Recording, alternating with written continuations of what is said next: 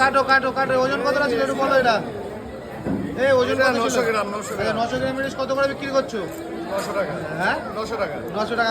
900 গ্রামে 100 টাকা বেড়ে গেল কিলো প্রতি, না? হ্যাঁ, এখন একটু মাছ কমে গেছে না। একটু মাছ কমে দাম বেড়ে গেছে, তাই তো? পেটে কি ডিম না তেল? এটা খাজানা খাজানা। পুরো খাজানা বলে দেবো, পুরো খাজানা মতন তেল। দেখো, সুপার ডিম আছে মাছের পেটে। ডিম বলে কি একটু দাম কম আছে মাছের? কাটো দেখো বন্ধুরা, হ্যাঁ মাছের এই ডিমটা একটু দেখা দাও। এই কি ডিম? সাদা ধবধবে ডিম, সুপার ডিম। হ্যাঁ, ডিম খেলে এই মাছ নিতে হবে, তাই তো নাকি? তো ডিম খেলে বন্ধুরা এই মাছ লাগবে 500 টাকা কিলো।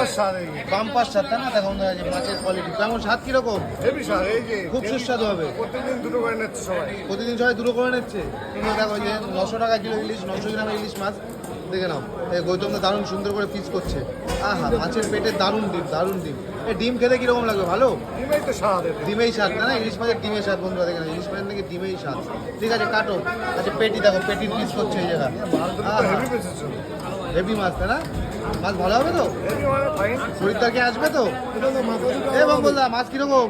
ভালো মাছ। ভালো মাছ তুমি নিলে? আমি নিব। ভোম্বলদা নিল, দেখো মাছ। এই যে দেখো মাছের ডিমের কোয়ালিটি। মাছ কিরকম হবে এই মাছ? সুপার, তাই না?